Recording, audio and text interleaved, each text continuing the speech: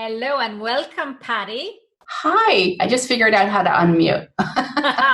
Fabulous. Here. So tell the audience a little bit about you, Patty. What is your background? What is your experience when it comes to children and creativity and what do you do, basically? Yeah, well, first of all, thank you for this opportunity. It's so nice to connect with people, number one. Yeah. And it's nice to have you all here. My name is Patty, and I run a business called Deep Space Sparkle. And what that is basically a resource and a support system for art teachers. And that's what I was. I was an art teacher for 13 years in California. And while I was teaching, I realized that I had to share what I was doing with the children in the art room with the parents. And then the parents weren't all that interested, but other art teachers were. So that was 10 years ago. And my business has evolved from serving teachers. And right now I have a membership site for art teachers and artsy parents, grandmothers who want to do art around the kitchen table. And we serve over 7,000 teachers, parents worldwide. Wow. Yeah. 7,000. Yeah. That's amazing. So I guess you are getting a lot of questions also from your community, what to do right now. Suddenly the kids are not going to school and parents are feeling a little bit overwhelmed what to do with their kids. And instead of, I also had the opportunity to maybe talk about homeschooling, but I was like, nah, let's talk about creativity. Let's talk to Patty. What should we do? Well, I have to say, my whole business has evolved around the one single thing in my life that has remained constant, and that's my love of creativity and having that time and space to be alone with your thoughts and to see what you can produce without thinking too much about it. It started as a very young child. My favorite thing to do, and I suspect that there's many kids out there now who are absolutely loving not going to school and being able to maybe sit in their bedroom and not have a scheduled activity and be able to kind of just create and imagine and do something that allows them just to be themselves. That's what I did. I grew up on a farm. I spent a lot of time in my bedroom. I had a big old kitchen table in the corner of my bedroom that my mom let me use. And I just would draw all day long, every moment that I got that I had. We lived on a farm, so there was a lot of farm chores. That was just my favorite time. It was my escape. And I think sometimes that's lost in today's society, just the ability to let children just be. They are really scheduled now, including my own kids when they were younger. We certainly had a lot of scheduled activities. They go to school, they come home from school, you rush them off to a soccer practice or softball. They go into like a social activity, a play date, scouts or Girl Scouts or whatever. It's all scheduled. And then they come home for dinner, and then it's like homework for like 4 hours. And kids are wound pretty darn tight. So to be able to give them this space, this is, in my mind, a bit of a gift to all of the children in the world. Not so much for parents, because this is a big adjustment. But for kids, I think it's a gift. I think, yes, that's the whole point with the virtual summit today, is that let's see this as an opportunity. Absolutely. Yeah. Instead of focusing on the negative, let's focus on the opportunities. Okay, so it's a gift for the kids, maybe less for the parents. Yeah. So, but I have older kids, stepsons, Yeah. and they just go on YouTube. So, obviously, they are not creating; they are consuming. Yeah. Well, you know what? I almost wouldn't judge what the kids do automatically, like right at the very beginning. I think we're at the very beginning of this ordeal. This time in our lives. Like California just went on kind of, I don't even know what the verbiage is. I just knew that we can't go to work. Sent everyone home yesterday. So it's all very new to Californians, this stay-at-home thing. But it's almost like we can't really judge what the kids are going to be doing in those first few days, because do you ever go on vacation and it takes you a couple of days just to kind of not check your phone? Yeah. and not go on social media and post everything about your, laying by the pool and going out to dinner. And then by the third day, you're like throwing away the phone. Like you just don't care about those things. So I think in the beginning stages, children as well as adults need to kind of come down from the rigidity of a routine and allow them to do what they naturally do. And it might just be going on YouTube. Having said that, there's a lot of really good information on YouTube. There is. Maybe they're going to learn how to dance or play the guitar. Yeah. You just never know what's going to happen, right? Yeah. Yeah. So that makes sense. They're basically home since this is the first week that they're home, or since Tuesday, or yeah. So it's still new. So I guess they're just doing what they normally do on a weekend where they can't go out and play and the weather is bad, and that's like YouTube and Netflix and all these things. Okay. But after that's been going on for a week or two, then things maybe need to start to change. Yeah. And I think after, it's like you wanted to go home after you've had enough vacation. We are all programmed for some level of routine. And I think once the initial kind of getting used to the new rhythm and the new restrictions, once that wears down, I think the most important thing is to establish a routine and to carry on. And that old adage of, keep calm, carry on is a really good one that we can all take to this, to our new generation, is that we need to get up in the morning and you need to get dressed and you need to create your routine. There's a lot of people who love and thrive in routine and restriction, giving boundaries. This is how long you have to work on this, and this is how long you have to work on that. Now, there's a lot more flexibility and there's more magic in the moments that we don't have to travel or commute or transition. There are more moments, more opportunities for our children to kind of calm down and engage in something that they truly love. But I think the new normal doesn't have to be the old normal.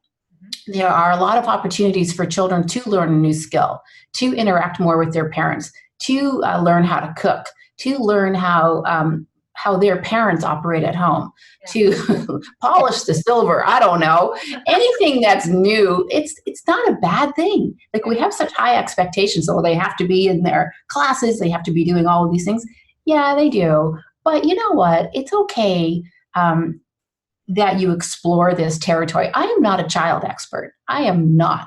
And I don't pretend to be, but I do know that even with the teachers that I serve, so we have a membership site that we offer lesson plans and curriculums. So the teachers are actually golden. They're home and they're having to teach these lessons from their house. Yeah. So they have the resources, but you know what they don't have? They don't know how to teach online. Yeah. It's like, what do I do? How do I set up my phone? How do I do a Facebook Live? I'm like, well, you just press play. But no, it's all a new learning experience. So we have to take all of this newness and, like you just said, Sigrun, there's a lot of opportunity for new learning. And that goes with the kids, the teachers. We're going on live within our community just to teach teachers how to use Zoom, and what's possible for them, how to connect with their kids. And this has completely changed for you then, because your membership was all about giving them art projects, and now you have to teach them how to go online and teach their kids online. Well, I don't have to. Yeah, okay. I don't have to do that. There's lots of people, I suppose, that could help them. But my membership is mostly, it is to support teachers with lesson plans and a plan for the year, what we call a curriculum. Yeah. But there is a lot of support. So we've been going in daily to help teachers kind of navigate this new world, because otherwise their schools aren't helping. No. because the schools don't know. Like this whole online learning, it's good. We know it, right? Yeah. And this probably people who are watching know it really well, but there's so many people who it's just completely like a foreign land. So I'm like, you know what? Let me put out this little package. Let me do a blog post. Let me create some links. Let's kind of talk about it. I kind of had to train my customer service team to respond to the questions, because we can't go too deep. We just have to start at the very beginning. So that's a whole new way that I'm dealing and teaching my, or kind of connecting with my audience. But then there's the flip side. All these teachers, they're mostly young teachers. They have children at home and they have to teach. All millions and millions and millions of kids our home kind of untethered because the parents are just in a flux. Yeah. So we've been going live. I've been going live every day teaching art just to kids who show up. And their parents let their parents have 30, 40 minutes to themselves. Yeah. And that has been a joy for me because I love teaching kids how to do art. And we've been drawing and painting and, sharing on social media. It's just been a blast. So for me this whole time, I know it's a serious situation, but I choose to kind of go with the positivity and what opportunities there are. And that's what I'm trying to instill in my members. Just this is an opportunity for you to connect with your children, your students on a whole new level. And you get to learn some new things that will carry you forward in your teaching. So it's all really good, I think.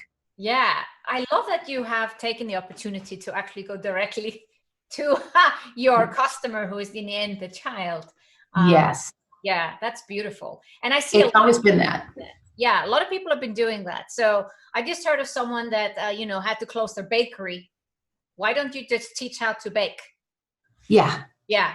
Yeah. So I think the first thing people think about, Sigrun, when you business owners, they go, well, I don't want to give away all that stuff for free. And I don't want to that's a lot of work. That's not my wheelhouse. That's not my responsibility. We have all these resistance to how and what and why and should I, and I have my own life. And so there's lots of panic. Yeah. But if you just step back and go, you know what? We have very limited choices right now. Yeah. It's a really weird time. No one knows what they're doing. No one has the answer. But what can you do to make someone's day a little bit brighter? And if that means connecting with your audience with absolutely no ask, just show up for them. Say, you know what? This is why I got into my business. For me, I love teaching kids art. And I started teaching teachers because I wanted to teach more children. Instead of the 1,000 kids that I taught, I would love to have millions of kids, be impacted by teachers who love their work. Because I know if the teachers are happy and if they're teaching happy art, guess what? That all funnels down to children. And those are the kids who I think about every day. So it's the most natural thing in the world for me to go and do a Facebook Live and teach the children how to do art. But that has huge ripple effects for my audience, for my teachers, for my customers, to show them you can do this in a time of uncertainty. All you need to do is connect with your students on your phone. You can read them a book. You could just ask them, you can just do a little drawing exercise. You don't have to overthink it. You just need to reach out. Yeah, I think that's beautiful. So someone watching right now, we're going to make sure we link up your Facebook page afterwards so that you can send your kids over to some art with Patty. Okay, but the kids are at home. The parents are busy. Some of them are doing home office and some have an online business. And not everyone will just have time to take care of the kids. At some point, YouTube and Netflix is getting boring. And then is it just about creating space? Or what do you put a white piece of paper in front of the child and say, go and create art? Yeah. So here's the thing. Kids love structure, and they do not love it when adults don't act like adults. So as an adult, you need to create a rhythm in your household. You need to create an air of we're continuing as normal. You can do it, even though you might be freaking out about a million things. It's your responsibility to create a rhythm and a routine in your home. And if that includes some downtime, great. But that it kind of needs to be spelled out a little bit. Yeah. And children are used to going to school. They're used to a tremendous amount of routine. And if it's not a natural progression for you to allow children to kind of learn new things or go on a nature walk with you if you're allowed to go outside or cook with you or make new recipes or work on the car in the garage. If those aren't something that you're interested in, then you have to stick to a routine. And, these are the times that we're going to be doing our reading, these are the times we're going to be doing art, and just have like a little box. Here's, Samantha's art kit. Just, it's a cardboard box. Put all of the art stuff in there. And then this is Samantha's reading material for the week. Put that stuff in there. Just be a little bit organized so that the kid can be self-organized as well. So she knows how she can move through the day. And more than likely, the schools do have a responsibility of educating children. So they will probably have a lot of structure that you really should try to follow as best you can. If there's going to be a Google Classroom set up, make sure your children are there and that you are doing the best to provide the environment that they can learn best in. No yelling, telling, get out of your pajamas and it's time for your group call. Just be organized. Yeah. Kind of harsh, but you kind of need to go that level in order to kind of save your own sanity. Because once the kids are like engaged with their teacher, once the kids are engaged with me doing an art project, parents can go off and do their work. Kids are, they can be left alone. I'm not talking about a 2-year-old or a 3-year-old, but that's a different scenario. Yeah. But a school-age child can be left alone to do their work. And they should be, you should let them do that. Yeah. So is that, some of it can be done through the school. The schools are very archaic here in Switzerland. It's horrible. Yeah. In Iceland, there's been a school platform since a decade where parents can log in, kids can log in, they can see what they should do. So I'm not worried about some structure being in place. But in Switzerland, unfortunately, they're just sending email and they're telling us they're overwhelmed. And they're sending homework by the post, with the post. By the mail? Like snail mail? Yeah. Mm-hmm. I'm like, well, it's 2020. So obviously there are some countries where they will not be able to, but they will get their act around. I feel the longer this will last, at some point there will be some, like, okay, let's use Google Classroom or something. But oh yeah, it'll evolve. It will evolve, and actually, just talking to Joanne Sweeney this morning, it's a forced digital transformation. It's what? It's a forced digital transformation. Yes. Yeah. Oh, it totally is. Yeah. Yeah. I was just reading the news last night, and that's one of the things about California. They're trying to get a stimulus package going to help teachers learn how to use technology. And I'm like, I know. I've just experienced that all week. How do you not know how to do all these things? But, you think back to when you were just beginning your career, like as an entrepreneur, you're like, everything tech now, but there was probably a time that you didn't really know how to go on live and how to stream lessons and how to create a digital course. We're asking teachers really to abandon everything that they've ever done before, which is traditionally in a classroom, and go completely digital with children who are in homes that may not have anything. So a lot of our teachers are suffering from, my gosh, what do I teach the children? We typically provide all the art supplies. Yeah. But the children at home have maybe a marker. They maybe have a set of crayons. So how do we do this? Like, we can do it for a day, but how do we do it for like 2 months or whatever the request is? It's really challenging. So we kind of have to put our heads together. And this is one of the things that I've been trying to talk to my teachers about is, well, let's take what we know now. Like, how can you prepare? Like, this was like a couple of days ago when people were still kind of in schools. Let's at least send our children home with paper, because that's the hardest thing. Because parents are like, I don't have a sketchbook, or I don't have paper that they can draw on. Is like newsprint okay? And so that was the one step that I had them do: send the kid home with a little handmade sketchbook. Yeah, they can, and then whatever they use to draw with, that's good. But as long as I had something to put the drawings on, that was like the biggest challenge. So you kind of have to go through this process. What's the most important thing? And so for my teachers, is you got to get the paper in the kids' hands. And then if you have old crayons, send little packages of crayons home. That'll be good to go. And then you're going to have to evolve. Then you might be able to send out a little request. Parents, can you buy some paints? Or you can kind of go slowly through this. Yeah. I don't know. It's just crazy. I think at one point you were considering having a package of actual Yeah. physical things. Did you ever go ahead with that? No, I never did. Just because, not because I don't want to and the market's not there. It's Yeah. just you have to grow your business and grow the infrastructure of your team Yeah. before you kind of get to that point. And quite frankly, I'm a believer in having a singular focus until you can release that focus, your business, completely to your team. And I would say I am 90% there of releasing my membership site to my team. Like they pretty much create all the content, implement everything, with the exception of me just communicating to my teachers directly and supporting them personally.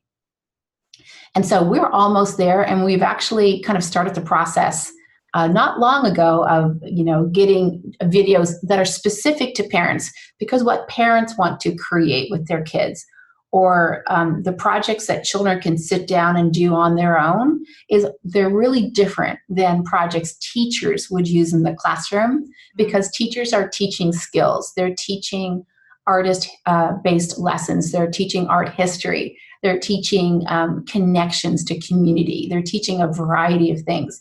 There's syllabuses for teachers. But parents, they just might want their kids to go online and paint a unicorn. And that's something that teachers probably wouldn't do in the classroom. So yeah, we're starting that. It's not in place. I wish it was. I know, because I think you could ship it out then, because online people want to order things online right now. But I think it's beautiful what you've done with your business, because we have online business owners watching. I want to bring that up a little bit, your business. So you have membership and nothing else. Yeah, membership is my primary, 80% of our main focus. We do have online workshops for teachers where every summer we have a one-day event where there's thousands of teachers that join up, and we have pre-recorded videos, so very similar to something like this. But we create art. We teach the teachers how to do a technique, like how to take watercolor to a new level with kindergartners. Like what's possible. And we have a lot of fun, and I invite other art teachers to join me. So that's one thing, but the membership is primarily our main focus. And I really do love the hyper focus until we get, really, really good. Yeah. And as a creative person, I am a really creative person, and I do have that shiny penny syndrome where I'm always wanting to do something. People do not go fast enough for me. I have more ideas than I know how to consume, but I'm getting really disciplined in how I approach and how I serve my audience, and really thinking about the long-term effects of how things fit together. Because it's not just about today. It's what do you want your business to look like in 5 years and in 10 years. And that's what my goal is as a CEO. It's not really to teach art to kids on Facebook Live. This is a privilege for me right now. This is a gift. It is bringing me back to why I do what I do. But really my goal, my day-to-day is all about the long-term vision of where we're going, and building the team, implementing my core values into everything that we do. And so that we can become super strong as a foundation and blossom. And then the opportunities will be there. I will know exactly when to release these subsidiary products, because I'll know the team is ready to do it, to implement. That's beautiful. So ultimately, the business will be able to run without you. Oh, yes. That's always the goal. It should be the goal for every business owner, right? Right? Yeah, it's a little bit harder when you have a personal brand, but I don't know. Sometimes I think I'm a personal brand. Yes. Martha Stewart's a personal brand. She doesn't do everything. No. So, no, of course, but we show up on video and you come here and talk to us. So that part you cannot remove if you're a personal brand. If you become a business, because your company is called Deep Sparkle. Yeah, Deep Space Sparkle. Deep Space Sparkle, sorry. And so okay. It's not called Patty Palmer. Nope, it's not. Yeah. So you have the option there to remove yourself. Yeah, and that's been designed from the very beginning. I knew that this kind of way that we teach children art. It's a certain format. It's based on a certain principle that I adopted when I was a teacher. So it kind of belongs to Deep Space Sparkle. It's the Deep Space Sparkle way. And even if a teacher goes on Pinterest, they can tell which projects are Deep Space Sparkle. It has a brand. It has an energy to it. Yeah. And that's what I built. Yeah. But it can live without me. It can continue on without me. Yeah. So if parents are now thinking, okay, yeah, well, I wanna make sure my kid can create some art. What is there a way that we should go there online? Well, besides watching your Facebook lives, assuming the schools are not stepping up. We have a great YouTube channel. If you have some art supplies at home, just basic stuff like paint and a sketchbook, some watercolor paints, some crayons, oil pastels. We have a great YouTube channel that we produce new content every week, and it's for the kids. Mm-hmm. And they can follow along with me and do all of the lessons, download the handouts. It's awesome. But parents, many parents join our membership as well, and we have video-based lessons that you can play. Children can play, and I speak to the child, and we talk about art history. We go all the way from prehistoric times and doing chalk cave art rubbings to the Byzantine period, doing mosaics, all the way up to contemporary art today, doing graffiti and street art. So we have tons of videos inside our membership, and ironically, we have always had like a wait list only membership enrollment opening in April, and that's coming up in a couple of weeks. So we were thinking of opening it up early, but probably just stick to our guns, stick to the plan, not panic. But if you do go to YouTube, and if you do go to Deep Space Sparkle and you like that content, you'll love the membership. And so I would invite anyone just to put your name on the wait list. We'll send you some information, and we'll send you some free lessons, and you can kind of see if it works for you. Yeah. But YouTube, I like YouTube. Yeah, we'll put the YouTube link below the Facebook. Yeah. So I have found that a recession, which we are currently in now, is the best time for creativity for grown-ups too. What do you think? Well, think about it. Yeah. You're being forced to do without, and there's nothing more stimulating to a creative mind than having restrictions, because you're always looking for another angle. Uh-huh. Yeah. So the more restrictions you have, and I kind of practice this in children's art. If you give a child a piece of blank paper and some crayons, so if you're a parent at home and you want to have your kids do art for like in half an hour or maybe even an hour, if that's going through your mind, and you just put the paints on the table and just say, okay, go ahead, create, be an artist. Yeah. They will do nothing. They will sit there and they'll scribble and they'll go, I'm bored, mom. They will not do anything. Yeah. Most kids, some kids will thrive. Mm-hmm. But you put some instructions there, the starters, the lesson, the follow along. Kids will get into it, and then they'll go, oh, I never thought about drawing a frog that way, or I never thought about drawing a portrait in that way, and oh, look at all the possibilities. I'm going to do that project again, and I'm going to make that project a little bit different. They might do it 3 or 4 times. So when you give the children the tools and you teach them the framework and show them what's possible, they kind of do it once, and then their imagination takes over. You're kind of saying, this is what we're working with. We have one piece of paper. We're going to draw with a Sharpie marker. There's no erasing a Sharpie marker. This is the limitation. Yeah. But follow along. I'll show you the secrets. And that's magical. And it's the same thing for business owners. It's the same thing for anyone. When you live in a world of abundance, there's really no need to exercise, your mind. Everything's just handed to you. This is an amazing time this is an opportunity time. Like people like you and I, we see a lot of opportunity in this because that's how we think. But for everyone else, it's definitely possible. When you have to pull back, you can push forward. Does that make sense? I don't know what I just said there. Well, I studied architecture, and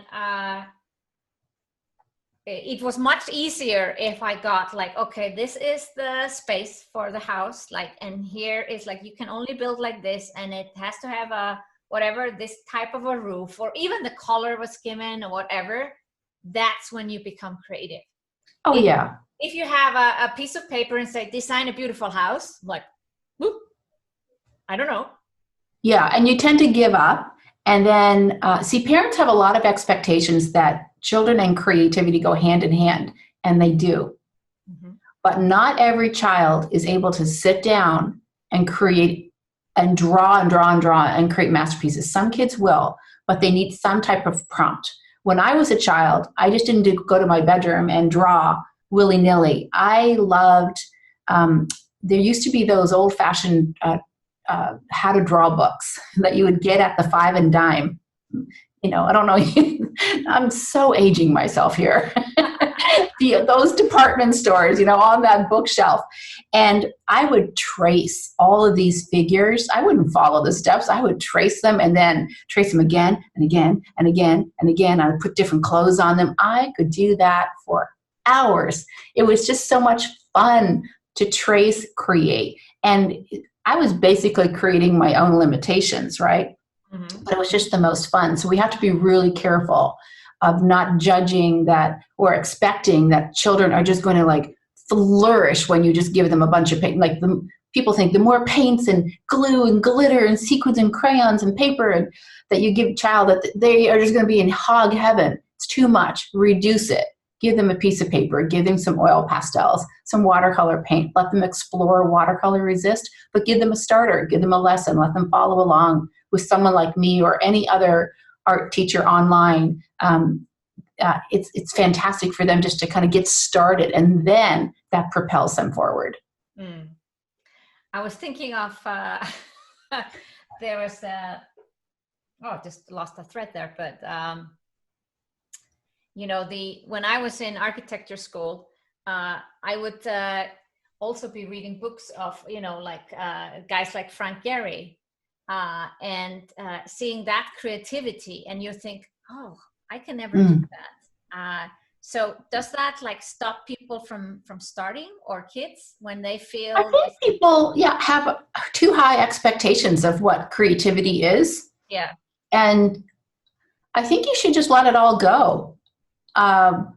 Parents especially feel like if a teacher demonstrates how to like do a step-by-step drawing, well, that's imposing. There's only one way. This product over process. Mm-hmm.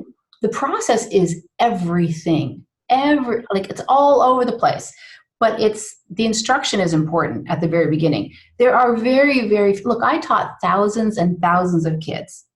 There are only a handful of kids that I've experienced in my 13-year teaching career that were truly, truly gifted in art.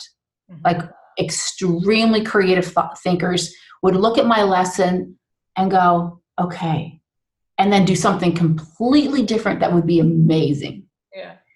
Only a few kids, because that high level, those genius creative people, they're only, you know, there's only a few. Yeah.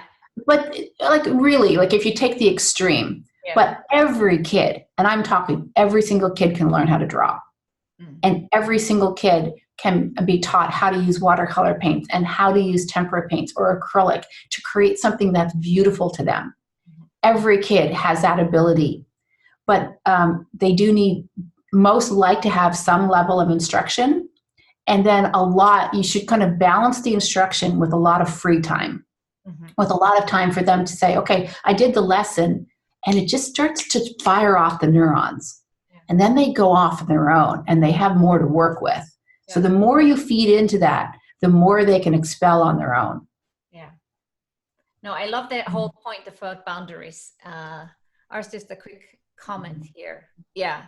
Yeah, there are different school systems, and I think in Scandinavia, it's going to be easier for them to deal with the whole, going online, and it's harder in some other countries. So that's why I wanted to bring you on, Patty, and inspire parents to do some art. Yeah. Yeah. I think, there's so much emphasis on math and languages and stuff. And I think, well, I think this is, I believe, strongly believe that creativity is the difference in the future. You think about robots, artificial intelligence, virtual reality, people both working in these fields and people having to use those tools.